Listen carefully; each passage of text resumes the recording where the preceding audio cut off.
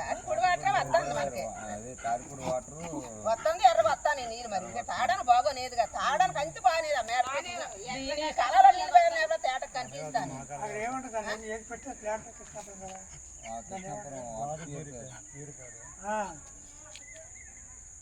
తిప్పుడు గ్రామానికి సంబంధించి తాగే మంచినీరు కొలాయిల నుంచి మట్టితోనే వాసనతోనే ఎర్రగా నీళ్ళు వస్తున్నాయి.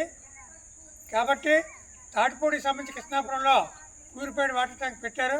ఇక్కడ ప్యూరిఫై చేస్తుందో లేదో మాకు తెలియదు, కానీ మాకైతే పొల్యూట్ అయినటువంటి అపరిశుభ్రమైన నీరు మురుగునీరులాగా వస్తుంది. కాబట్టి వెంటనే ఆర్డబ్ల్యూఎస్ వాళ్ళు దీంట్లో జోక్యం చేసుకొని మరి యొక్క ఈ తిమిడి గ్రామానికి వసి గ్రామానికి కూడా మరి వాటర్ బాగాలేదు. మరి మిగతా అన్ని చోట్ల ఎలాగ వస్తుందో మాకు తెలియదు, కానీ ఈ రెండు గ్రామాలకి అపరిశుభ్రమైన నీరు వస్తుంది.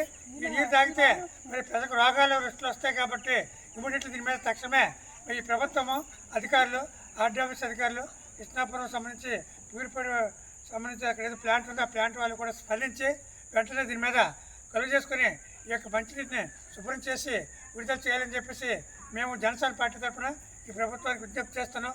లేని పక్షంలో మరి ఆడవాళ్ళందరూ కూడా పెద్ద ఎత్తున ఆఫీస్కి వచ్చి ధర్నాలు మరి పోరాటాలు చేయాల్సి వస్తుంది.